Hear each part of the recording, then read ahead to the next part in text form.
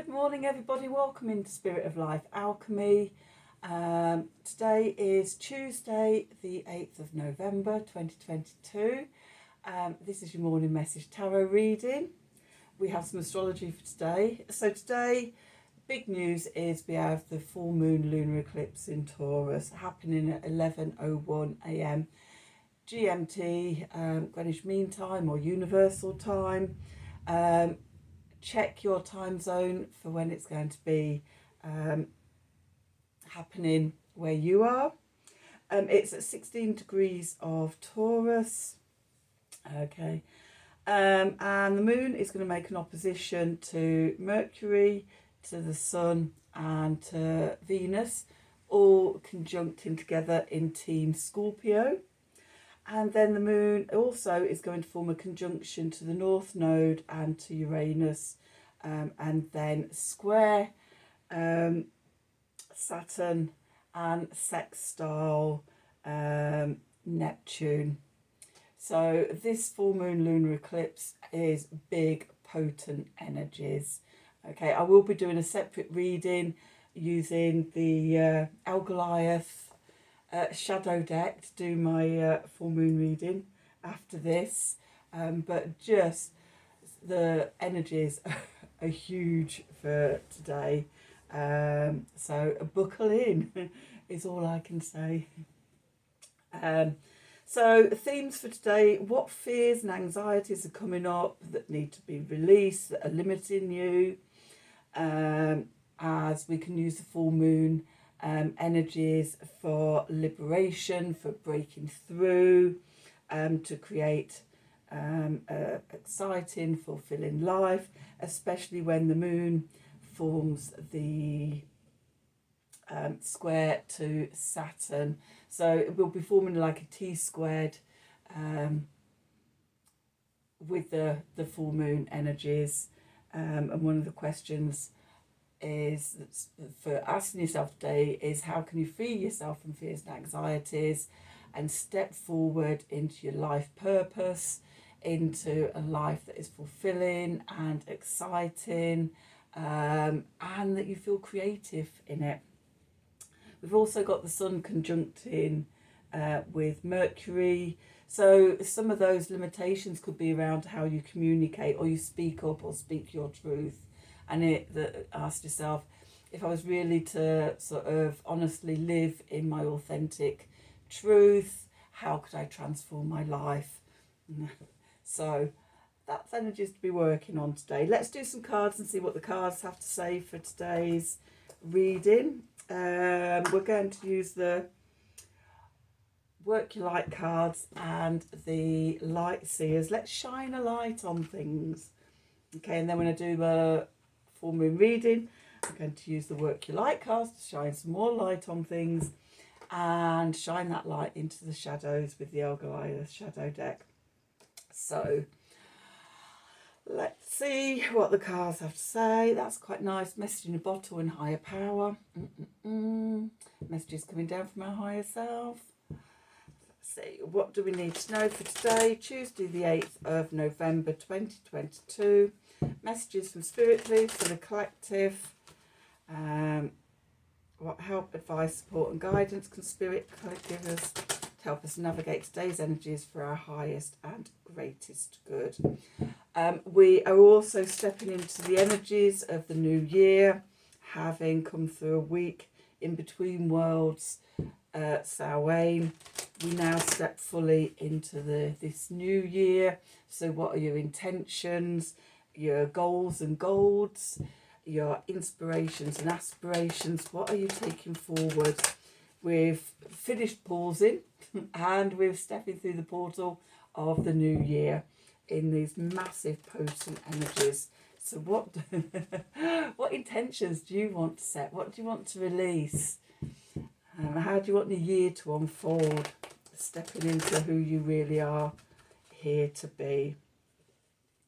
A wonderfully exciting time in the middle of eclipse season. Woohoo! That didn't sound very enthusiastic, did it? Woohoo! That sounds a bit better. Okay, so let's see what cards come up for today. Okay, yang energy, divine masculine, fire and air, which is interesting because the full moon lunar eclipse falls in earth signs and water signs, and fixed, they were fixed. Okay, so a creative upsurge, creating an exciting, fulfilling life on the path you're here to live, creativity. Okay, then we've got by the book.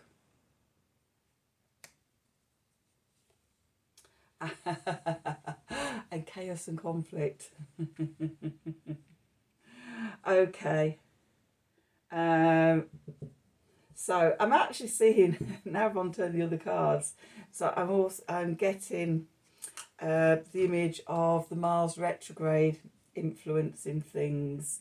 That sort of, we get excited at these sort of releasing of old energies and setting intentions and directions and things. And often we want to race out the gates, da da da da da. But we can't do that until I can't really do that. It's not fortuitous at the moment because we've got Mars retrograding in Gemini. So it's more of a time for mindfulness and thoughtfulness, really thinking through your decisions and checking in with yourself before that pushing forward. I don't really think we'll be fully able to push forward until January next year, because of the retrograde. So, we can think about our intentions, we can, do all the work that I've just spoken about, but we really then sit in that energy. Okay, we're also in the middle of eclipse season as well. So, we've got another 2 weeks or so of exploration and releasing and thinking about sort of how we want to go forward and really getting clear on things. I know for myself, I'm thinking about intentions. I'm thinking about what it is I want to take into next year or this year now, and I've been doing that deep diving for the last couple of weeks. Sorry, the last week or so with the endings and beginnings. But I don't have any plans to actually launch things until in bulk. This November, December and January is my time to sink deep into myself, connect down, finish tying in with the energies of nature and what the trees are doing, what the world around us is doing. But this is obviously in the northern hemisphere. Obviously in the southern hemisphere, you're going the exact opposite way. But for myself in the northern hemisphere, just deeply connected into nature and planting my seeds for next year, just like we've seen the trees and the plants dropping their fruits, the seeds go into ground, and we don't see any life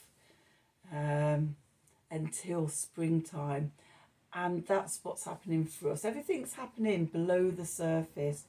It's the gestation of the new year, the pregnancy, what are we brewing up inside of us? And it will be at spring, in bulk next year, where we give birth to the new ideas, the baby of our creation that will grow next year.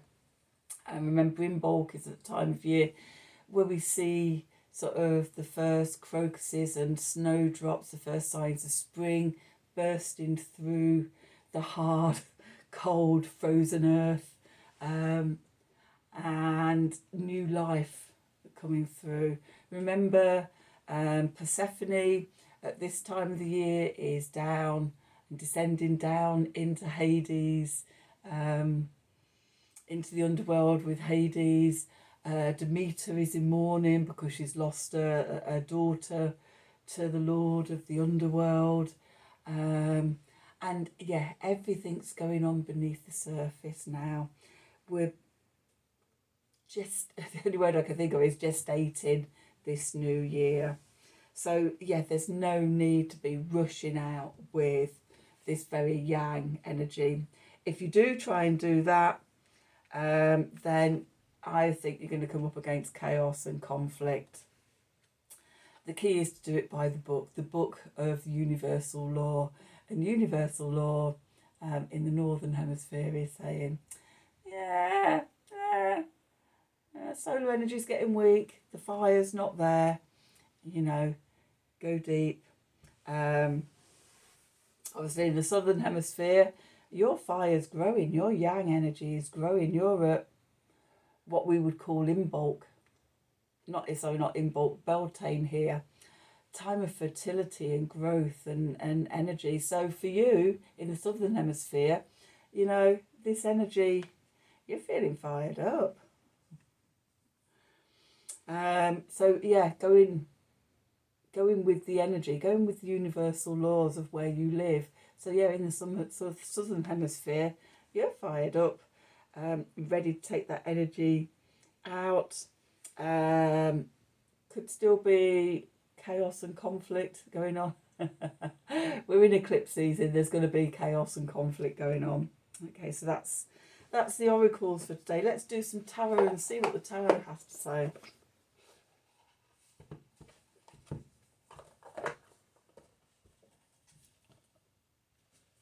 Okay, so as we step into the new year,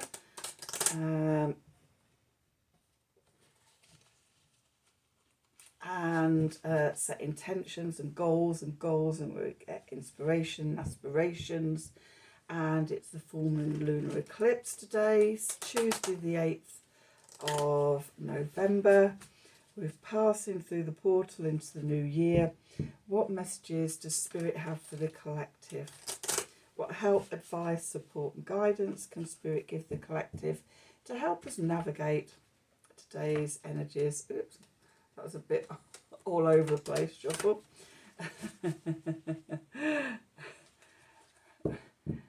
What help, advice, support and guidance can Spirit give the collective to help us navigate these energies for our highest and greatest good?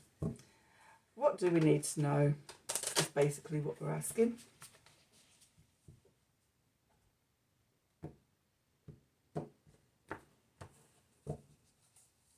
Okay, so yay, Nine of Swords. Where we find ourselves at the moment, a bit of anxiety, a bit of fear, a bit stressed because of heartbreak, heart wounds. This is definitely Team Scorpio energies. Okay, with the Ten of Wands, we're very overwhelmed. This full moon lunar eclipse could be a crescendo of awfulness for some people. The Hierophant, connect to Spirit, and the Queen of Wands. Okay, with the Five of Swords, the Wheel of Fortune, and the Ace of Wands. Okay, with the Six of Cups, and the Seven of Pentacles, and the Two of Cups.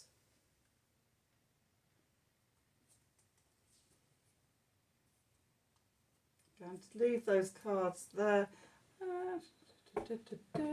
Okay, Six of Pentacles, Death and Rebirth, and the World. We'll take all of those. Okay, so the Sun, Venus and Mercury are conjuncting the South Node. The South Node being, you know, what we're releasing, what we're letting go of, what karmic stuff we brought through from previous lifetimes that no longer serve us. And that could be causing anxiety. Okay, also the Uranus energies bringing in sudden shocks and surprises,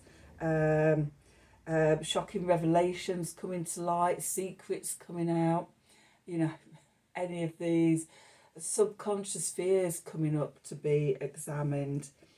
Okay, and this could be around previous heartbreaks, heart wounds,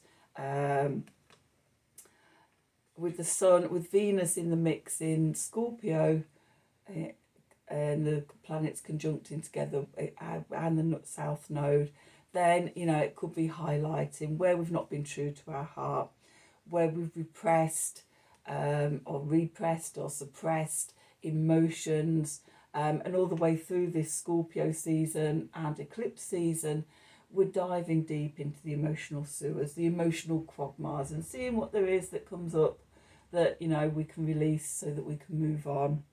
Okay, so this this is where we are, and this is sort of where we've come from and what we're examining. And we may have a sense of feeling completely overburdened by it. The Ten of Wands. Are we taking on responsibility for the people? Okay, you know, we can drop some of those wands if it's not our stuff to hold. Okay, so this I'm seeing as sort of, you know, it could be overwhelmed by emotions, you know, just, you know, as I said, full moons can be crescendos of awfulness, where there's just so much bubbling up that sort of, you know, you've just got to pop. I know what they're like, and obviously sort of Scorpio season is probably the most intense of those cycles during the whole year. And we've got eclipse season as well with it. So it's almost like, you know, the intensity and the potency and the bigness of it all could feel completely overwhelming.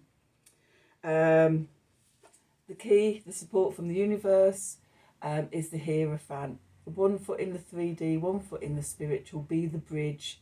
And also I'm seeing, I love these steps, going through the gateway, climbing out of the depths to go past through the portal. Okay, what are we leaving behind as we transition into the new year? What are we leaving behind with the South Node? Okay, so yeah, there is light. And as we go through that portal, then we connect to our power, the Queen of Wands. So at this full moon lunar eclipse, there's lots of fixed energy. Scorpio, where we've got the Sun, Mercury, Venus in the South Node, opposite Taurus, fixed Earth, so fixed water opposite fixed Earth, where we've got the Moon, we've got the North Node, we've got Uranus.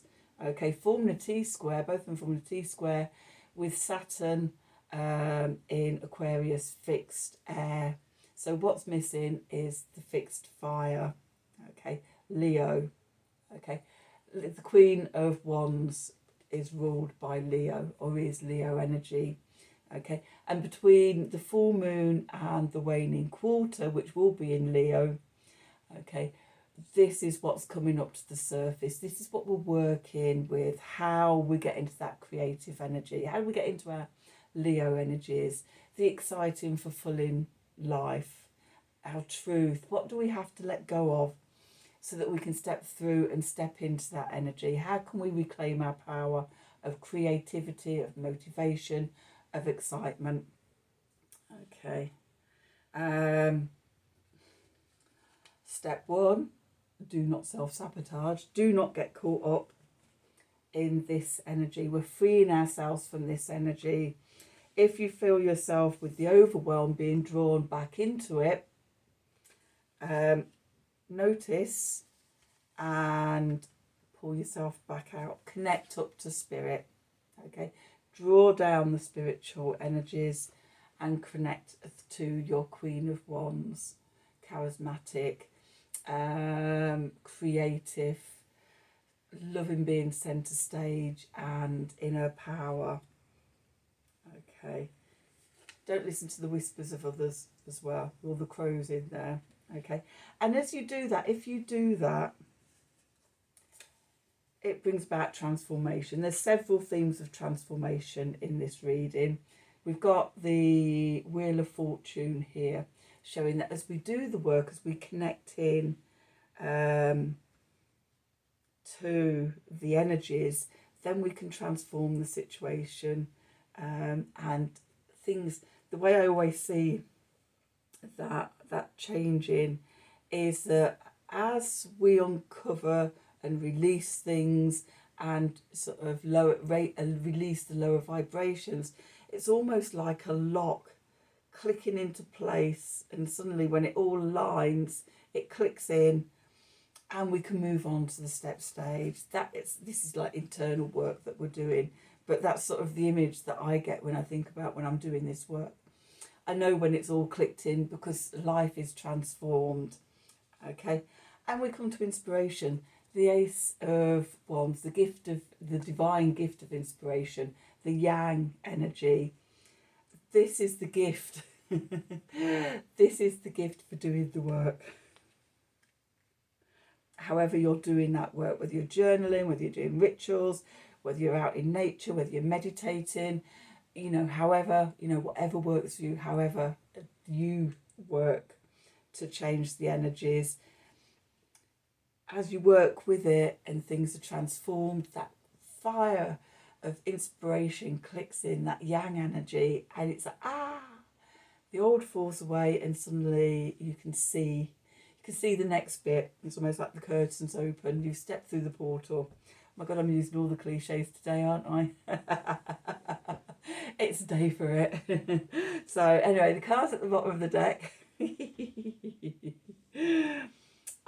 which is the subconscious, which is the environment. We start off, we've got the Six of Cups.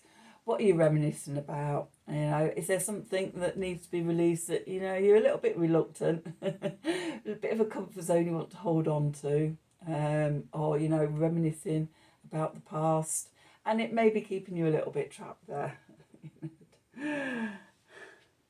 Instead, think about what it is you want to grow. Plant your energy with the seeds. What are the seeds that are being planted?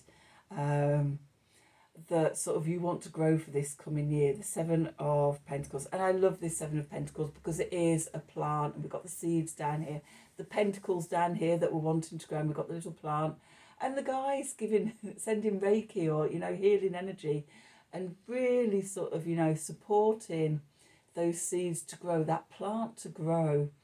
Okay, so important message, and grow it with love.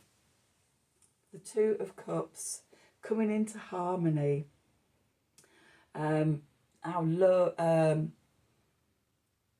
Venus in Cancer is the Two of Cups, and